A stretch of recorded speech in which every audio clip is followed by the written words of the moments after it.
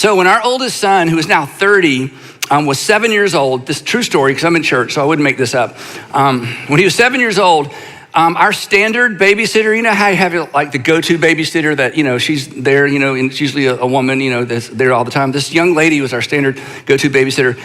And one afternoon, she ran over his arm with her Honda Accord in our driveway, right over his arm. I know, that was the proper response. Earlier, when I shared that story, it was just like quiet. I'm like, the proper response is anyway. So she ran over his arm in our driveway, so we're all running out there, And the silver lining is from that moment on, Andrew had the upper hand in the relationship. It's very difficult to say no to a child when you ran over his arm in his own driveway with your Honda Accord. Andrew, it's time to go upstairs and get ready for bed. I don't think so.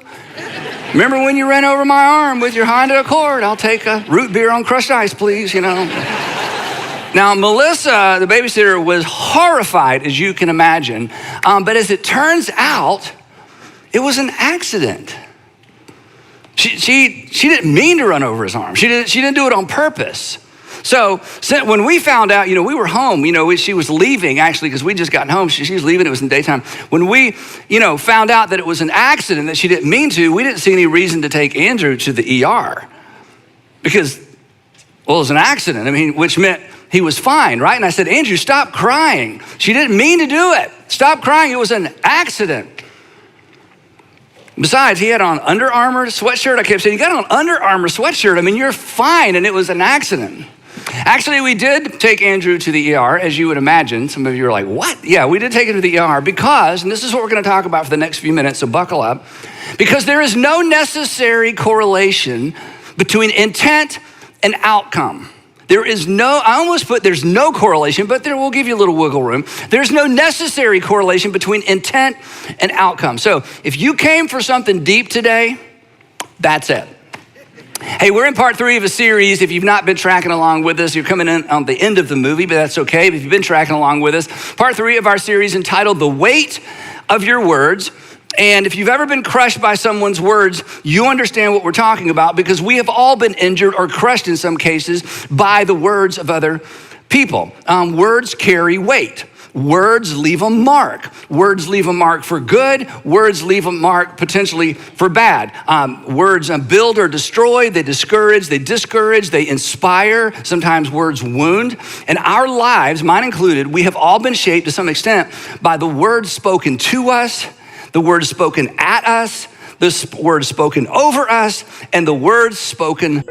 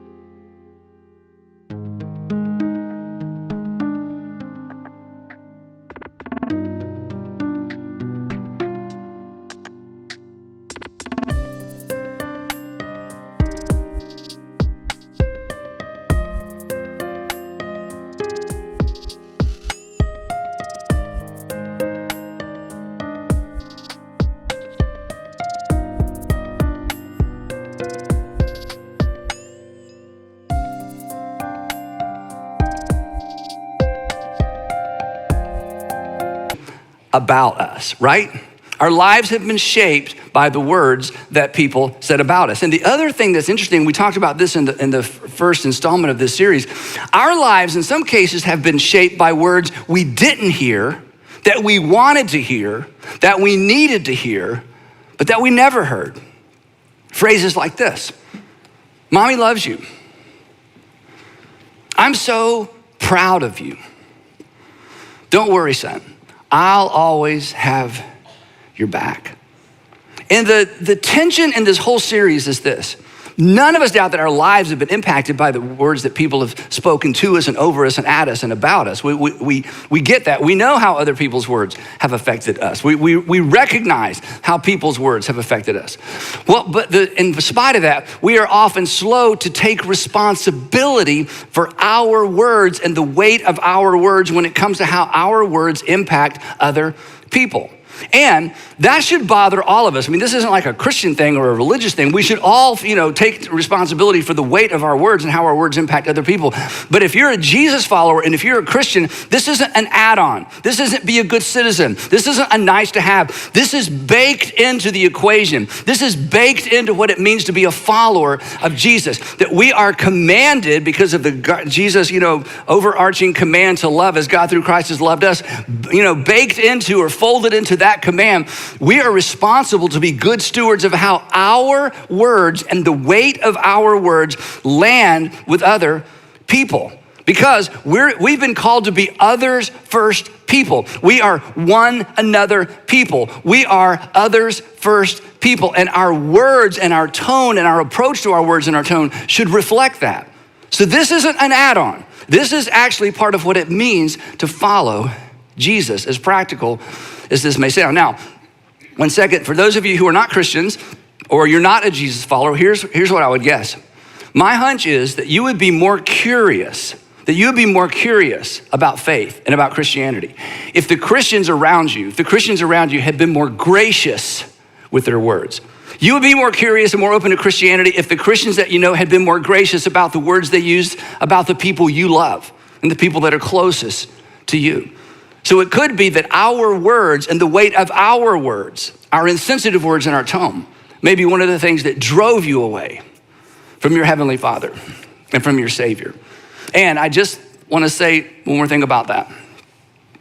Jesus actually reserved his harshest criticism for religious leaders who were not careful and good stewards of their words toward the people they were responsible for. And I hope perhaps that you would find it in your heart to look past some of us or maybe past some of the Christians that you've had contact with to our Savior who has called us to leverage our words in such a way that people walk away from every conversation, because the Apostle Paul I'm going to read this to you at the very end. The Apostle Paul reminded us that every conversation is a construction zone.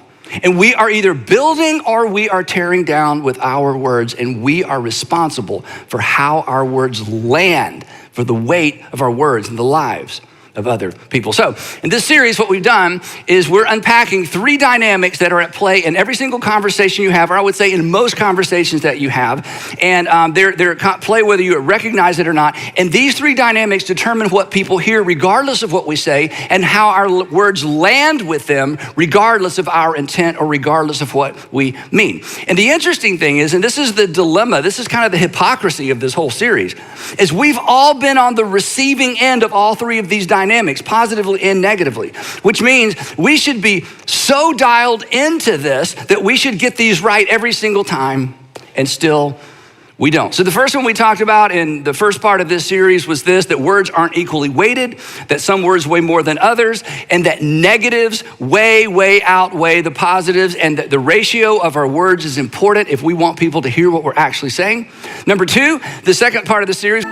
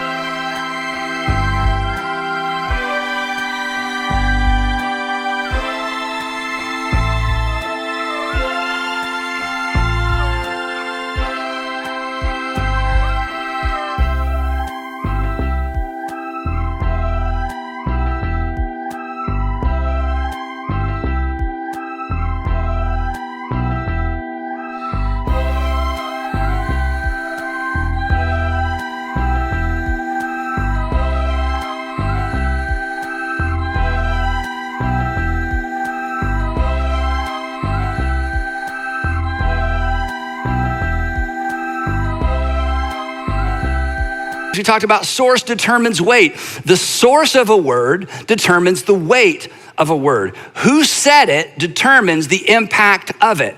Who said it determines the impact of it. And the takeaway was this.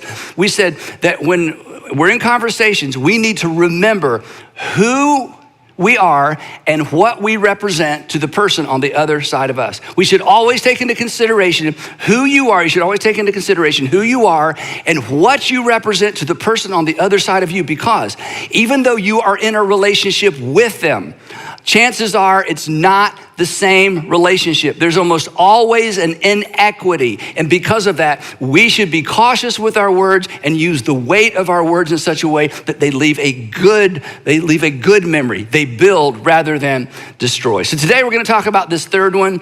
It's a little bit more difficult and challenging to explain. So I'm going to try to give you lots of illustrations and then one application at the very end. Number 3 is simply this, that intent is usually irrelevant. That the intent of our words oftentimes is usually irrelevant, because going back to the big idea I introduced a few minutes ago, there is no necessary correlation when it comes to a lot of things, but especially our words. There's no necessary correlation between what we intended and the outcome of what we said. Now, in the physical world, this is so obvious, we don't even need to talk about it. I mean, if you've ever accidentally broken a window, if you've ever accidentally broken your husband's favorite MLB bobblehead, if you ever were visiting at your mother-in-law's house and you broke one of her collector item plates, you get this, right? They were all, in every case, this is an accident. These were accidents, but the window still has to be replaced. The bobblehead still has to be glued back together. And the collector plate, where you have to go online and try to find that exact plate to match the other plates. And, it's just, generally an endeavor of futility, but still, it doesn't matter. The fact that it's broken, there's something you have to do. And here's the other thing. When it comes to physical objects and items, this is so obvious. Again, it hardly needs to be stated. But when it comes to our words, it's easy to miss. An explanation or explaining does not equal repairing. Explaining doesn't equal repairing. We know this with physical objects. Explaining what happened and that it was an accident does not equate to repairing anything. In fact, in some cases with our words, as we're going to see, an explanation is actually irritating.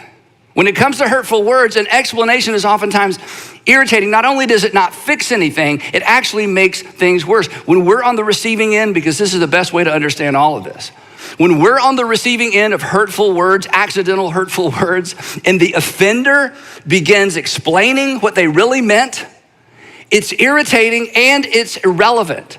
Because in those moments, we don't need an explanation. In those moments when we've been hurt by someone's words, we don't need an explanation. We need to be glued back together. And an explanation doesn't glue us back together. And again, just thinking of this when we're on the receiving end, when somebody hurts us with their words, I mean, we've all been there, and they wonder why we're still upset. I mean, they've just given us an explanation and we're still upset after their explanation. Nothing could be more insensitive than that, right? It's like the explaining doesn't do anything and they look at us like, what's wrong with you? But the crazy thing is, when I hurt someone with my words, or you hurt someone with your words, we forget all of that. And we retreat to the very thing we don't want the person who hurt us to retreat to. We immediately retreat to intent. I didn't mean it that way. I didn't mean it that way.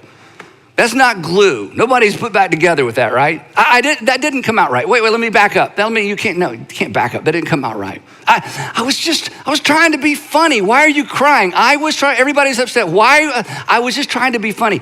It wasn't my intent to hurt you. Now, this is so important. Do you know what that statement and the other 3 statements and statements like them, do you know what these kinds of statements, and we've all said them, do you know all those statements, do you know what those statements communicate? And you don't do it on purpose, none of us do. They actually communicate blame.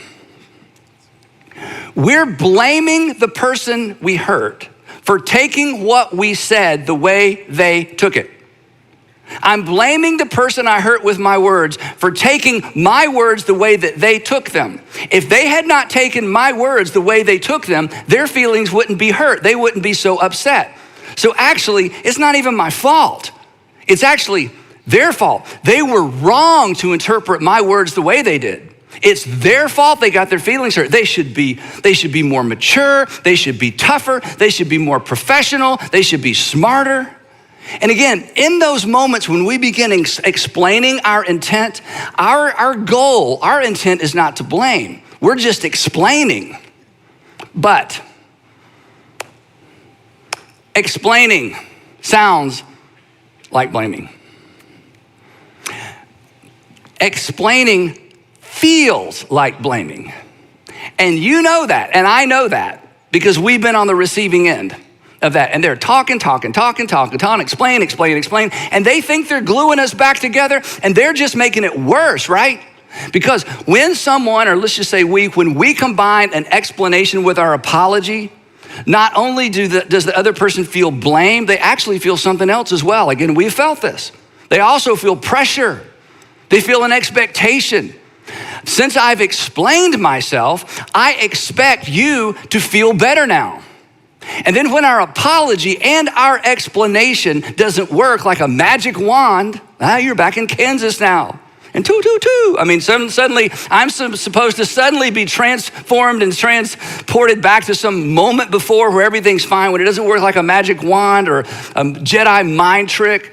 And they're still angry and withdrawn and upset, and we've already apologized and given our explanation. Then do you know what we do? We press harder. I said, I'm sorry. Implication, why aren't you fine now? I expect you to be fine now that I've explained. Why aren't we fine now? Why aren't we, this is the implication, why aren't we back to where we were before I said what I said? Ultimately, this is your fault. I have done my part to get us back to where we were, and you're not back there yet. So, hey, I'll wait on you. I've done all I can do. We've been on the receiving end and we hate it. We dish it out and we miss it. This is a big deal. And the reason they're not better is this. Again, bring this back into the physical world. This all makes perfect sense. For the same reason that my apology for closing my car door on your fingers doesn't automatically transport you back to your pre-crushed fingers condition. Because, don't miss this, apologies don't reverse and erase accidental injuries to the body. Apologies don't reverse and erase accidental injuries to the soul when words are the damaging tool, when words have been used to hurt. They don't reverse and erase accidental injuries to the heart, to the relationship, to the security of the relationship, or to the confidence the other person has in us. An apology combined with an explanation sounds like an excuse. It sounds like another attempt to simply shift the blame.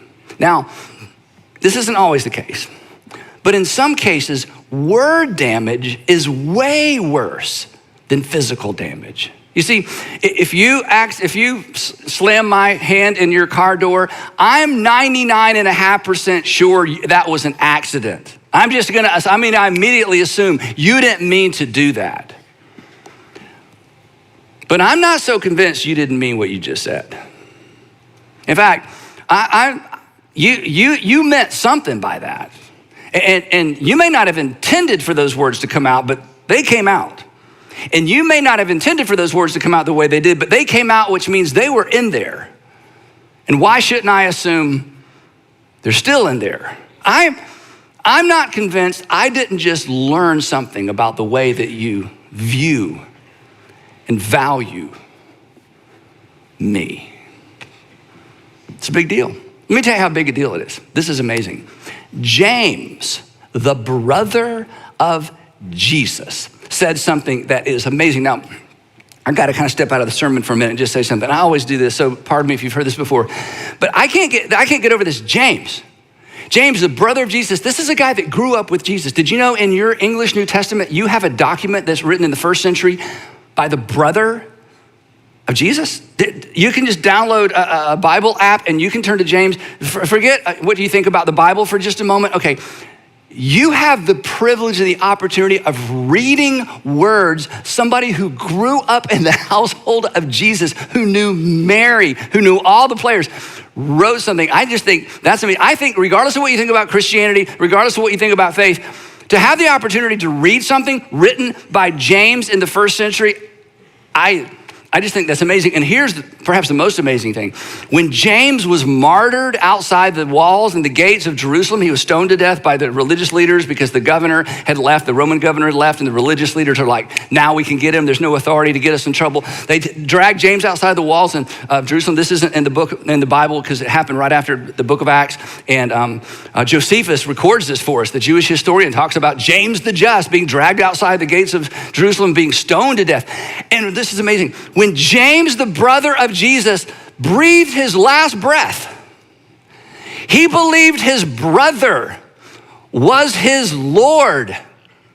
Again, I've asked you this before. What would it take for your brother to convince you that he's the Son of God?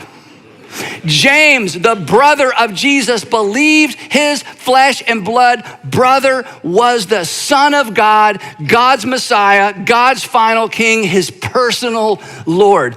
That's amazing. I mean, I don't know of any other evidence to the fact that Jesus is who he claimed to be that's better than the fact that his brother came to that same conclusion while he was alive and while Jesus was alive as well. That's amazing. Okay, I had to just kind of get that out. Okay, so here's what James writes in this amazing first century document that got included in the New Testament in our Bible. He says this, and here's something else about this. If you generally think, I don't believe the Bible, you're gonna believe this part, all right? Listen to this. We all stumble in many ways. Any exceptions in the room? Yeah, exactly. He says we all screw up in many ways. We all mess up in many ways. I mean, there's all kind of stuff we do wrong. But anyone who is never at fault in what they say is perfect. Here's what he means by that. He means if you can control your mouth, you have arrived. Everything else is easy compared to that. He said this is the epitome of maturity. This is the highest standard you can attain to. If you can ever get control of your mouth, James is like, you are golden. You are a mature person. Because there's nothing more difficult to tame, he's gonna tell us, than the tongue, our mouth, the words that we use. In other words, mouth control. Some of you need to put this on your refrigerator somewhere. Mouth control is the ultimate self-control. Mouth control is the ultimate self-control. Listen, this is amazing. You may be, no matter how much you weigh, no matter how strong you are, your mouth has the potential to inflict damage on every single person you know. Your mouth has the potential to inflict damage in the lives of strangers. And the closer you are to someone, you know this, the more power you have to inflict damage on them. I mean, your mouth and my mouth is our greatest weapon. It is also our greatest potential to build other people up. And James says, if you can get control of that thing, you're golden. You're good to go. Because mouth control is the ultimate in self-control. Then he says this. Gives us a word picture that we can all relate to because of the last 10 or 12 years of what we've seen out on the West Coast and some other places in the United States. Consider what a great forest is set on fire by a small spark. That used to be something we would have to imagine, but over the last 10 or 12 years, we've seen what a campfire that's left unattended can do to tens of thousands of acres and neighborhoods and lives that have been threatened and lost and property damage that goes and counts up into the billions of dollars because of a single spark, one act of irresponsibility, or just some freak of nature that starts a fire in a forest. He says one single spark has the potential to burn down an entire forest, lay an entire forest to waste. One single spark. So consider what a great forest is set on fire by a small spark. Your mouth, if I can personalize this, is a fire. Your mouth is a spark. My words, your words have the potential to be the spark that burns down a relationship, that burns down a marriage, that burns down a life, that burns down a child, that burns down somebody's self-esteem, someone's confidence. And we know that because we've had other people's fire inflicted on us. The real danger of a fire is that it spreads quickly. It's not isolated. Start small, doesn't stay small. A few words have the potential to create a great deal of harm. Now, there are two things you do with an unintentional fire. Two things. You can either try to contain it or you can extinguish it.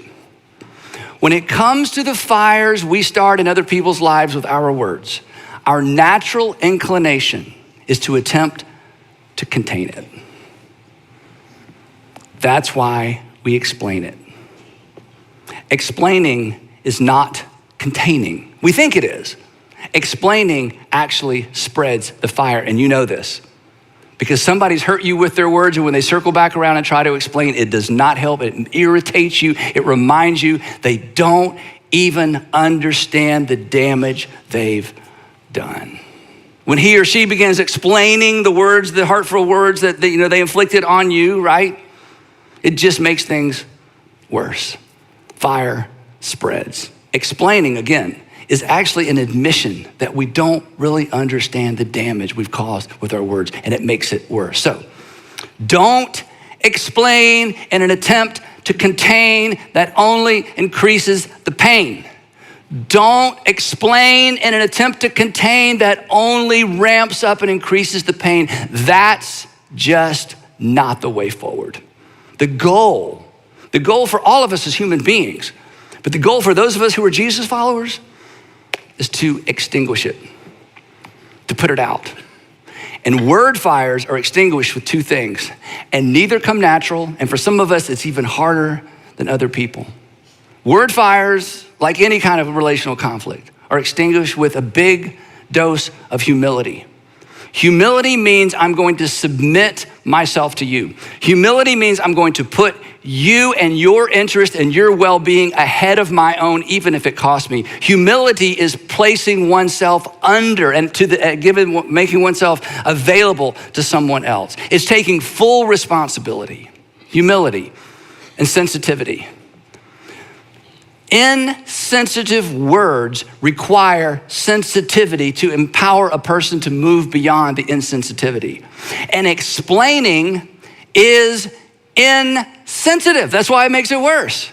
So we need humility and we need sensitivity. That's how you begin to extinguish the fire. An explanation, think about it this way. An explanation elevates me.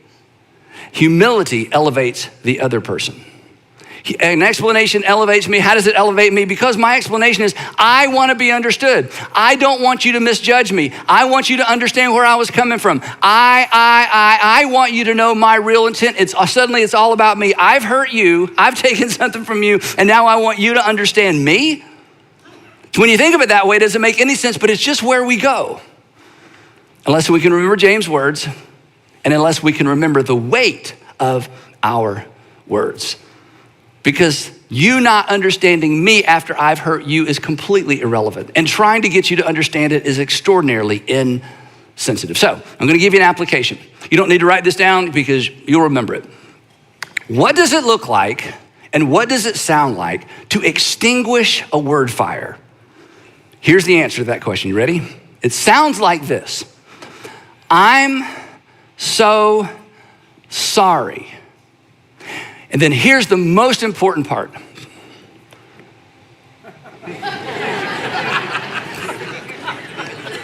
Stop talking. Because anything you say after that sounds like an excuse. I'm so sorry. So we're gonna practice this because some of you have never done that. You have never ever put a period at the end of an apology because it was important for you to be understood because you still think you're the most important person in the conversation. And look, me too. So let's practice this out loud. Ready? All together. I'm so sorry. Well, don't laugh. Okay. Shh. One more time, we gotta be real quiet. Ready? If you're watching at home, play along. If you're driving, play along. Here we go. Ready? I'm so sorry. It's uncomfortable. It's an invitation. You're creating space. If you have to say something else, rinse and repeat.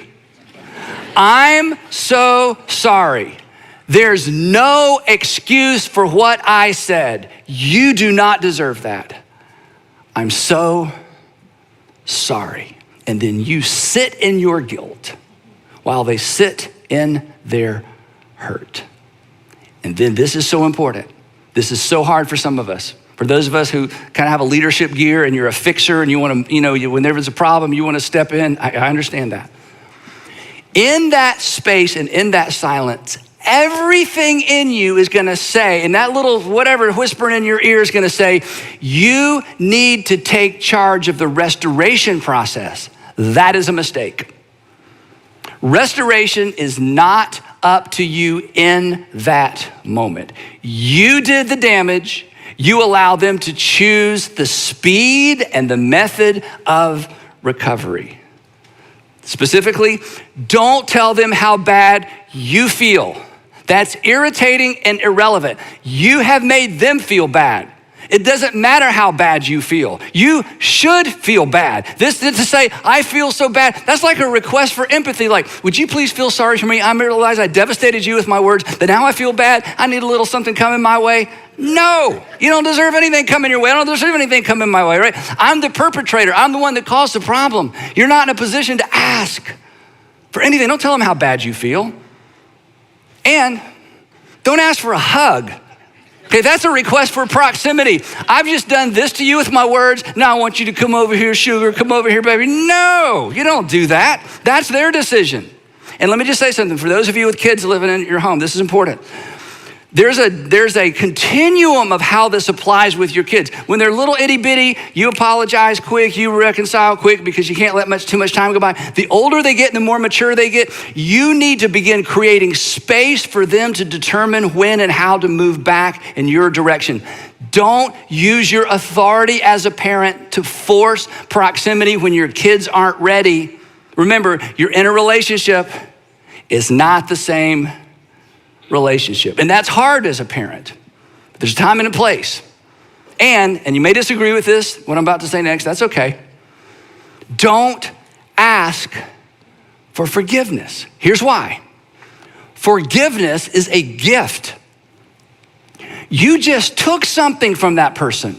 You just took something from the lady at work. You just took something from the guy. You just took something from your neighbor with your words. You just took something from your spouse or your children or your brother or sister. You just took something from them.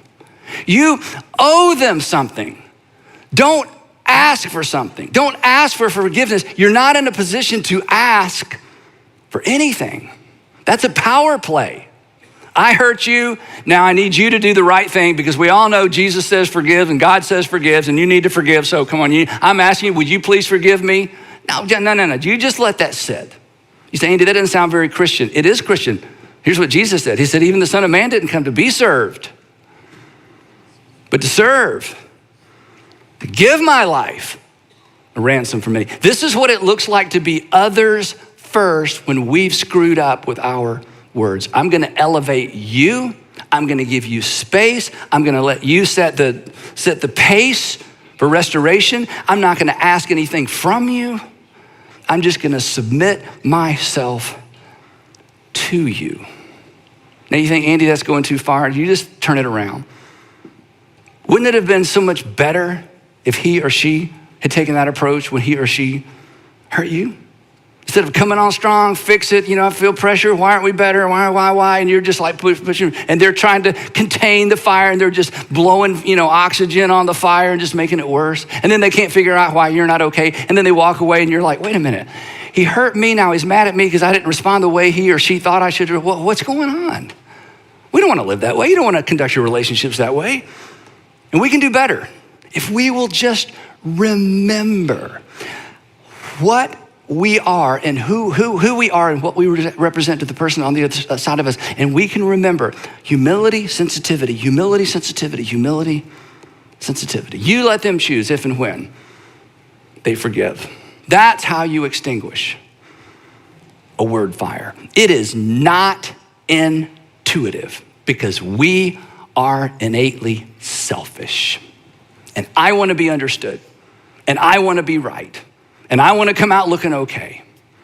And our Heavenly Father says, but you're following my Son, the perfect Son of God who laid down his life for you. So shut up and lay down your life for him and for her.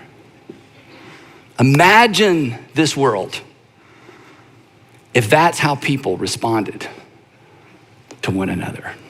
So wrapping up, every time we speak, our words betray intentions, right? 3 dynamics are always at play. Words aren't equally weighted. Negatives weigh more than positives, you know that? Source determines weight. That means you got to think about who am I and what do I represent to the person on the other side of me. And intent is usually irrelevant. Don't defend yourself with intent. It just doesn't matter. These 3 things determine what people hear and what they feel, regardless of what we think we're saying. And when we get it wrong, and we're all going to get it wrong, don't try to contain it. Just decide. I'm going to humble myself. I'm going to extinguish it. It's the quickest way back to relational wholeness, assuming they decide that they want you to reestablish that relationship. So here's the final question. I know this is one of those pesky preacher questions, but I got to ask anyway. Is there anybody at home who has been crushed by your words recently? Is there anybody in the neighborhood, anybody at work, maybe a friend of a friend? Maybe your kids had some friends over and you said that stupid dad thing or that stupid mom thing and they left and you're like, oh, is anybody been crushed by your words? Is there a fire that you have attempted to contain by explain that you need to just step back and extinguish? The good news is this: your mouth, that's so dangerous, is also a tool that can bring about good if you'll choose to use it that way. If you will bring a big dose of humility and sensitivity back into the relationship. And I know this is hard to hear when the person you need to apply it to is sitting next to you. I know it's hard to hear this when the person you need to apply it to is somewhere close to you. That requires a double dose of humility. And I want to encourage you today to just go for it. As hard as it is for you, it will be extraordinarily healing for them. Even if, and guys, let me just say to the guys, I know what you're thinking. You're like, oh, but if I do it, she's going to think I'm just doing it because you said to. Look up here. That's why it is a double dose of humility. You know what? You're right, honey. I'm doing this because Andy talked about it. And I'm doing it because it's what I need to do. We can do this. Go for it.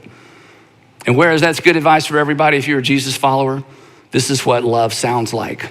This is what love does. This is in some way what Jesus did for us and for the world. This is what loving one another sounds like.